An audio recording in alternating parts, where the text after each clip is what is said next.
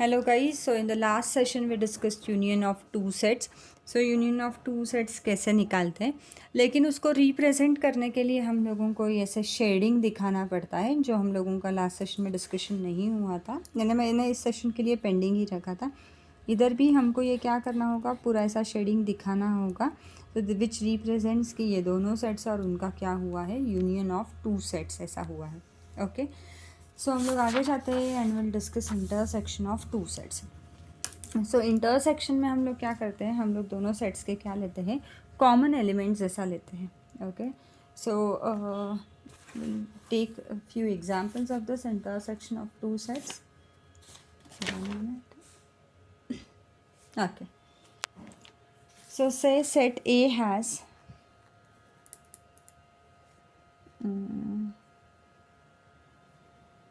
3, 6, 9, 12, 15. Okay, this is table of 3. Set B has 6, 12, 6 3 is 18, 6 4 30, 6 5 are 30, 6 6 are 36. Okay, so what we have to do now is we have to find the intersection of two sets. So intersection of two sets, A intersection of B, उल्टा U ऐसा। Okay, हमको इसमें common elements लिखने हैं।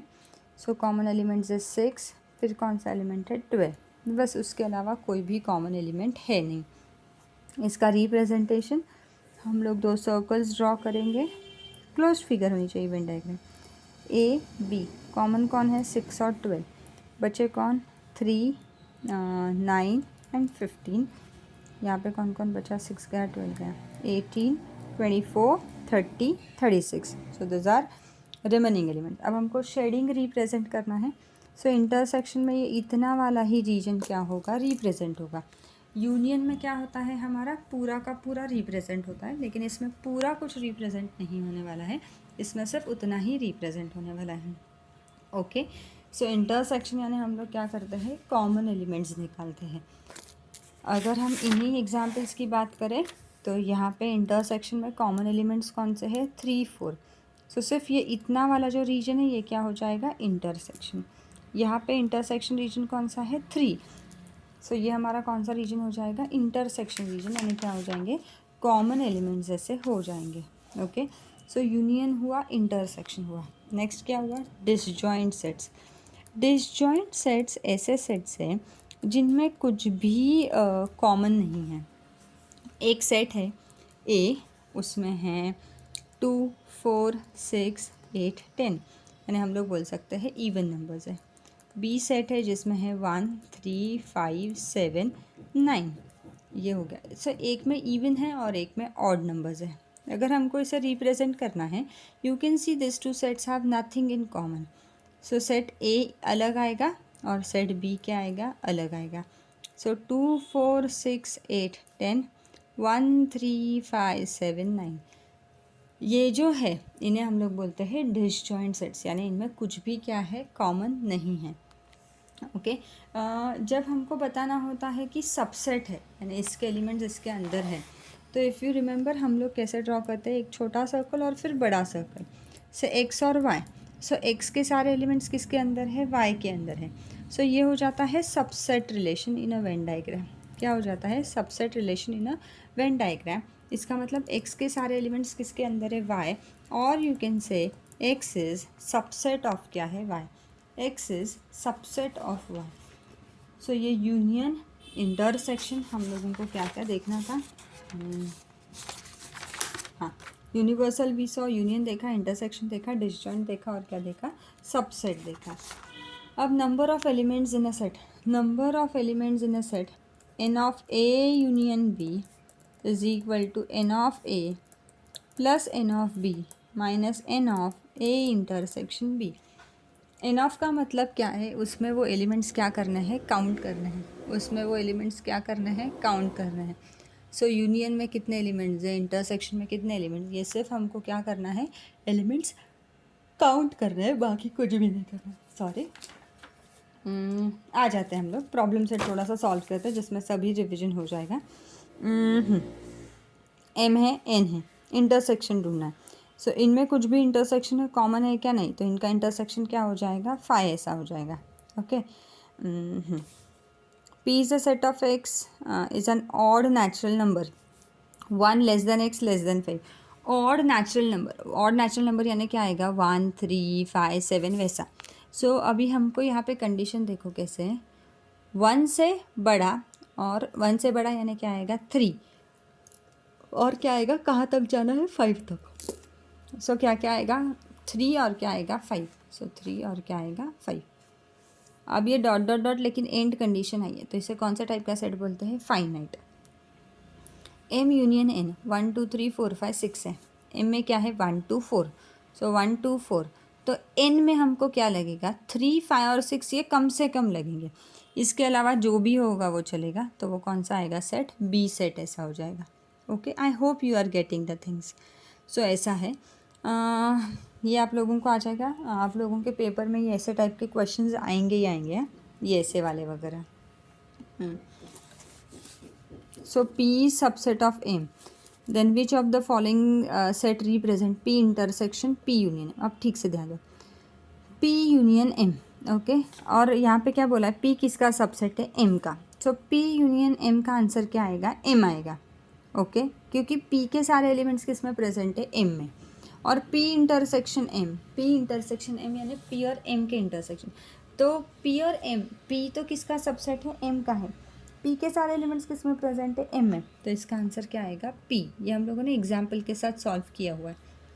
Okay, कौन से set? Empty set से. Set of intersecting point of parallel lines. कभी पैरेलल लाइंस इंटरसेक्ट करते हैं क्या? नहीं. तो ये आंसर क्या आएगा? ये ट्रू है, यानी ये एम्प्टी सेट है. इवन प्राइम नंबर एक आता है और इसका आंसर है 2. 2 एक ऐसा नंबर है जो इवन प्राइम नंबर है. 1 ऐसा है जो neither prime nor composite. Prime भी नहीं है, कंपोजिट भी नहीं है.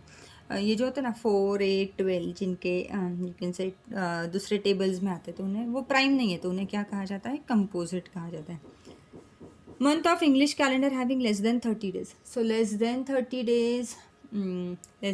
डेज यानी क्या आएगा? लेस देन 30 डेज बोला तो अपना फेब्रुवरी वगैरह आएगा, यानी ये भी एम्प्टी नहीं है.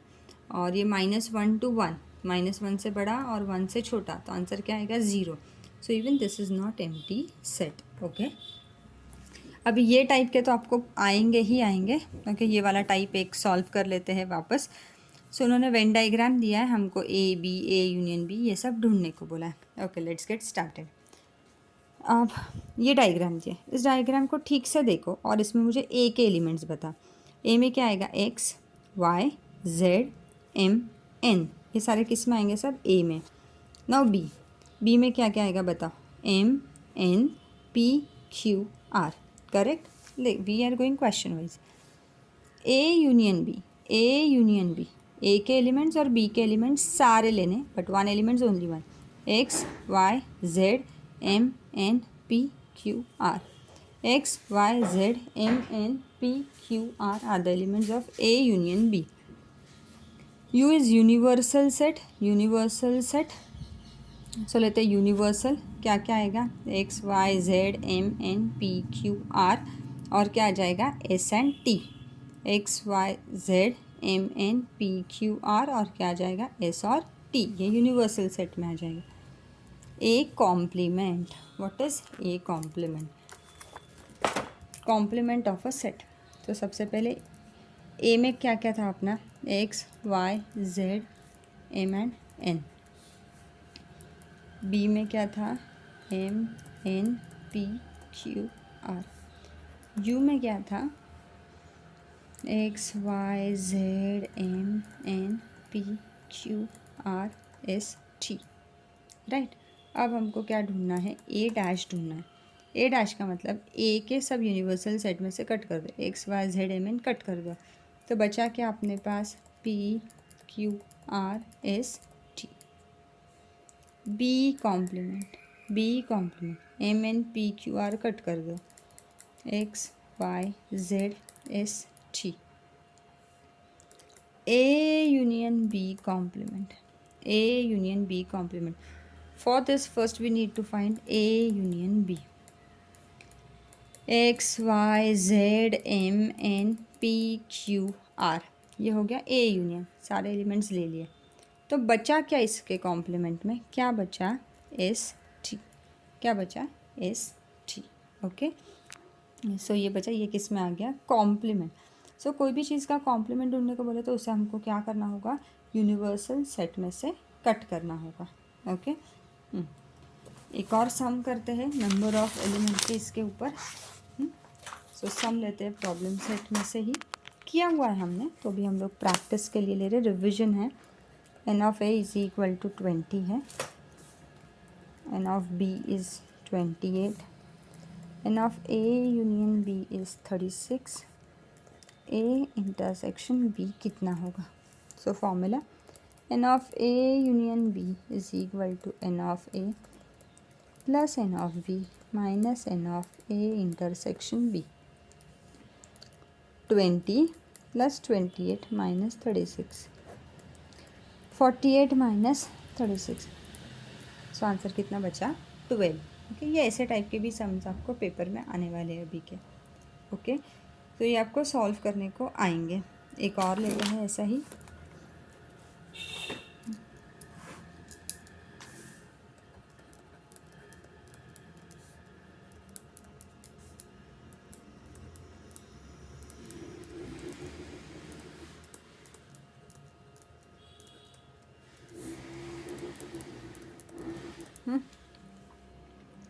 सब दिया है।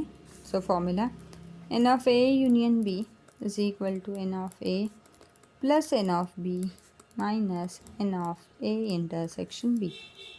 ए यूनियन बी कितना है, 29, 15 plus n of B minus n of A intersection B 7, 15 minus 7 8, 29 minus 8 is equal to n of B, 21 is equal to n of B. Okay, so I hope आपको ये समझ में आया है, क्योंकि अभी हमको आगे वर्ड प्रॉब्लम्स के पास जाना है। Okay, so let's get start to word problem. Okay,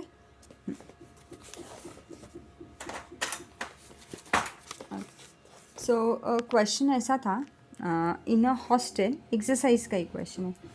in a hostel there are 125 students. So हमारे पास टोटल स्टूडेंट्स कितने हैं, 125। So total students 125। उसमें से कुछ स्टूडेंट्स टी पीते हैं, कुछ स्टूडेंट्स कॉफ़ी पीते हैं। Okay, so let A be the set of students who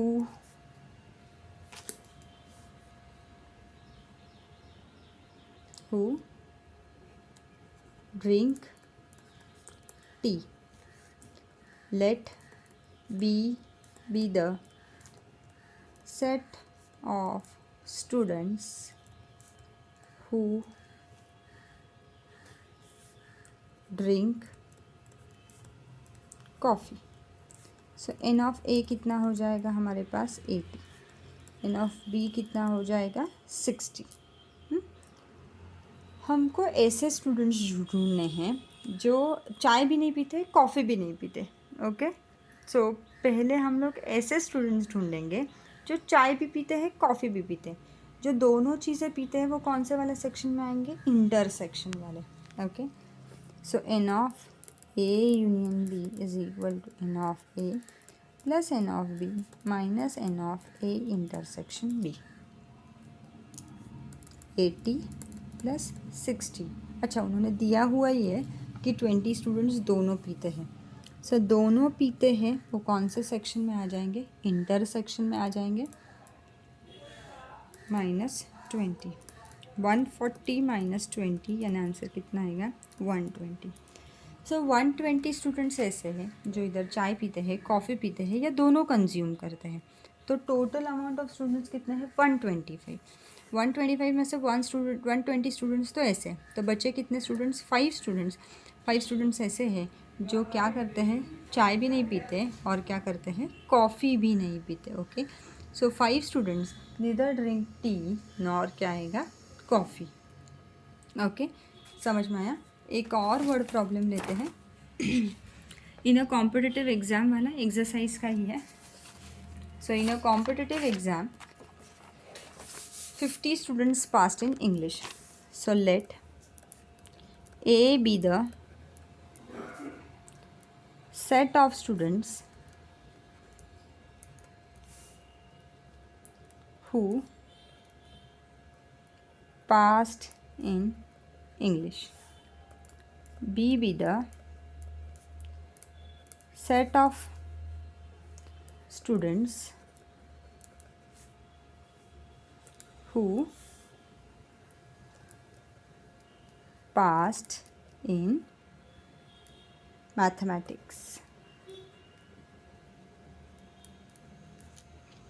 A passed in English, B passed in mathematics. So n of A कितना हो जाएगा, कितने स्टूडेंट्स है 50. n of B कितना हो जाएगा 60. 40 students passed in both the subject. So intersection. None of them fail. Find the total number of students, यानी कि ऐसे कितने स्टूडेंट्स हैं. So A union B, n of A plus n of B minus n of A intersection B. 50 plus 60 minus 40. 110 minus 40. So 70. So 70 students passed at least one of the exam. So कितने students ऐसे हुए 70 students हुए जिन्होंने at least एक आध exam तो क्यों ना हो पास की ही है. ओके. सो गाइस अभी आप लोगों को शायद सेट्स का समझ में आ गया है. मैंने जितना हो सके उतना कवर करने की कोशिश की है. आप ये वाले वीडियोस, पुराने वीडियो जहाँ पे हमने सब कुछ डिस्कस किया है, एक बार सब देख लो, प्रैक्टिस करो. पेपर डिफ़िकल्ट नहीं आने वाला. You don't have to worry but you have to practice. Okay. So tension मत लो, लेकिन अच्छे से प्रैक्टिस करो, समझने की कोशिश करो. इसके लिए मुझे ही थोड़ा सा ऐसा लगा कि आपको कैसे होगा, आपको समझ में आएगा या आप कैसे परफॉर्म करोगे. इसके लिए मैंने ये वीडियो सेशन बनाया. Okay. So as of now will stop here. Okay. In the next session will continue with the science. So हम लोग नेक्स्ट सेशन में साइंस का कंटिन्यू करेंगे. ओके. सो अभी के लिए हम लोग स्टॉप करेंगे. Bye guys.